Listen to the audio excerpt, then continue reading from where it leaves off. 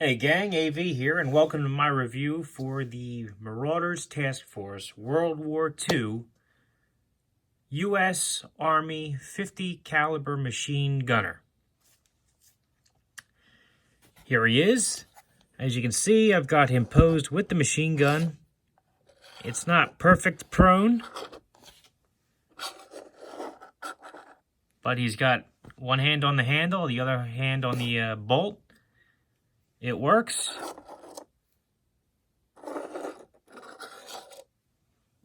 It's not too bad. Not too bad.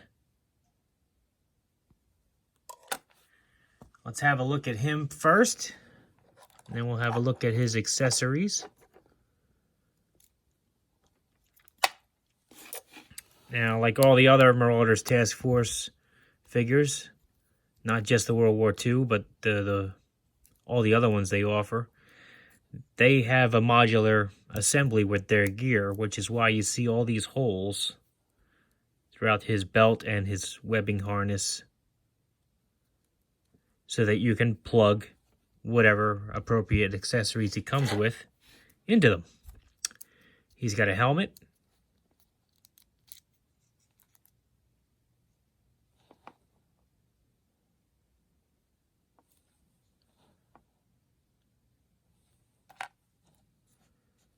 Let's do his articulation first. His head's on a ball joint, does a 360. Can look down and up that far. Not too much range on this particular head, but other heads do a little bit better. You can swap the head out easy enough. Arms, shoulders do 360. They have a hinge to go in and out. Elbows, same thing, can do 360. Have a hinge to go in and out. About that far. Elbows, same thing, 360. Or wrists, I'm sorry. And then they pivot.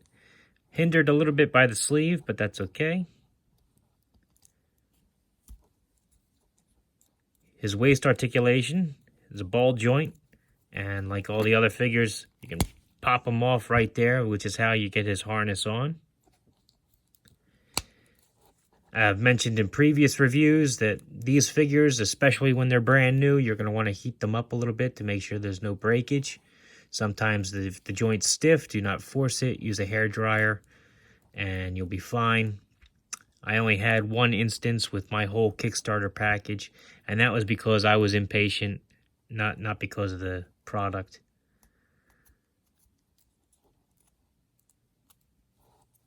His legs go out about that far. Yeah, but you do want to heat them up. Knees bend about yay far. They're double hinged. Ankles pivot and swivel. Yeah, if you see, they put warning labels with everybody's Kickstarter. They've said it numerous times in updates and on the website.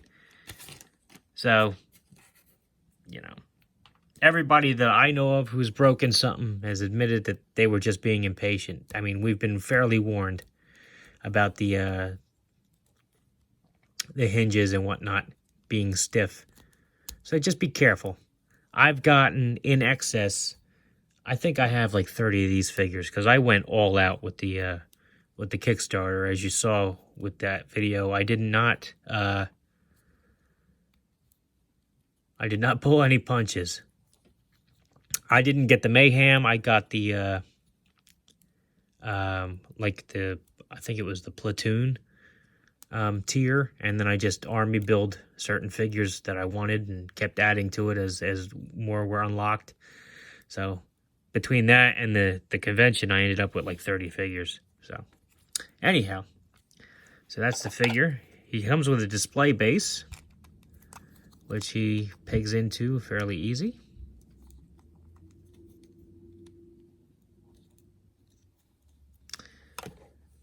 Get his helmet back on.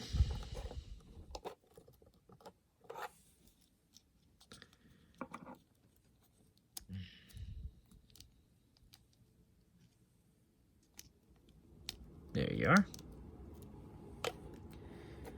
Let's adjust the camera a little bit. Okay. Now, the 50 cal machine gun is very nice. Comes with a tripod. Comes in several sections, actually. Comes with the tripod, which comes off. The ammo belt, which comes out. Even has this pivot thing, which just comes right off. And the 50 cal machine gun itself. Very nicely detailed.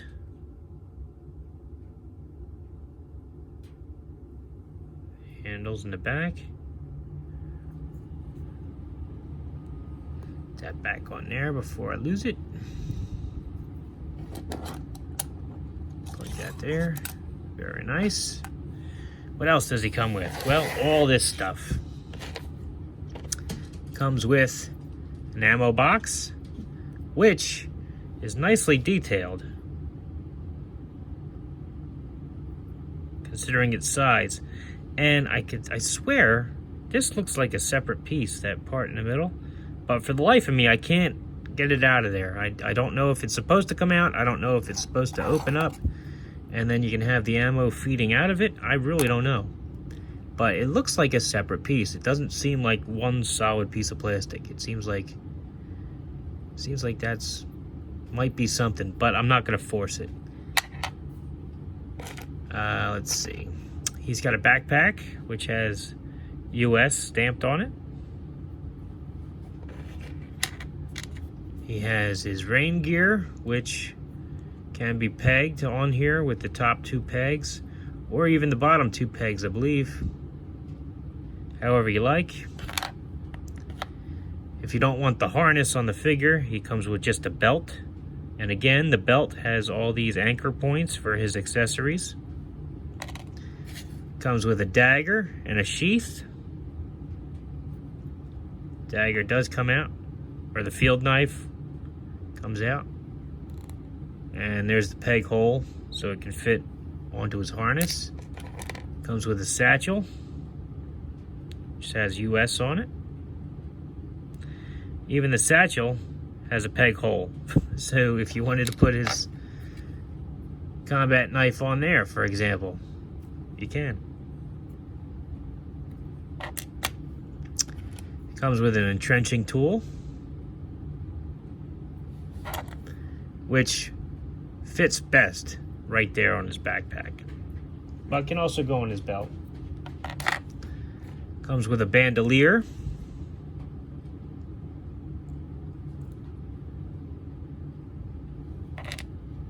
Comes with a gun holster and a sidearm.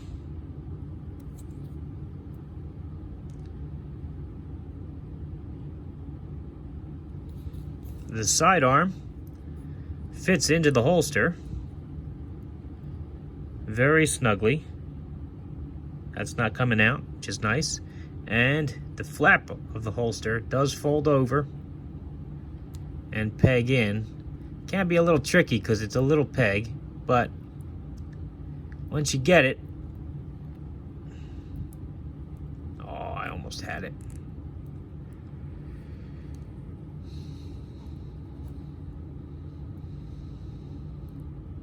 It looks great. Oh, you punk.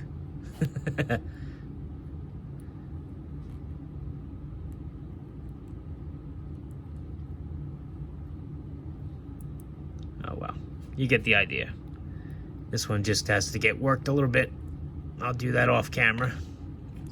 And it comes with the pouch.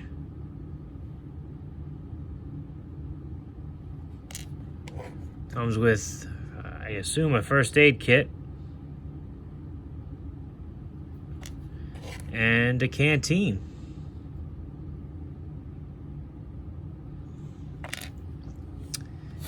Not too bad.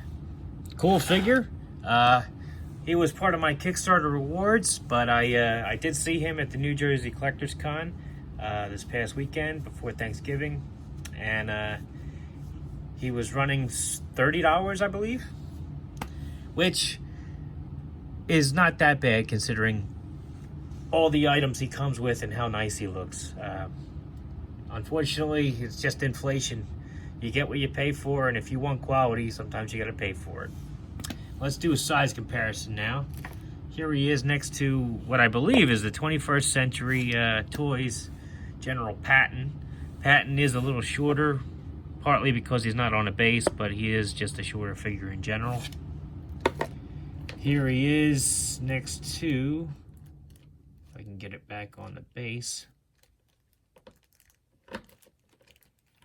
the Indiana Jones German figure from who was riding a motorcycle, who is also a little bit shorter, noticeably shorter.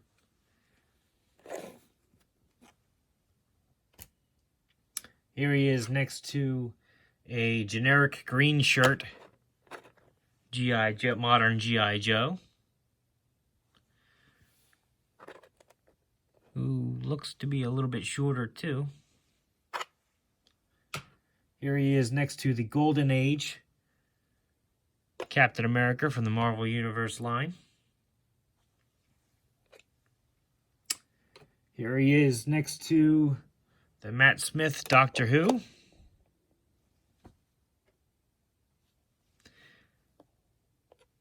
So yeah, in general, this figure is pretty tall. And here he is next to a Boss Fight Studio Knight of Asperity. So you can see he is a little bit on the tall side compared to your other 1/18 figures. But because he's got the machine gun, he'll probably be laying down firing that damn thing. So it's not that big a deal. Great figure, nice articulation, great detail, great accessories.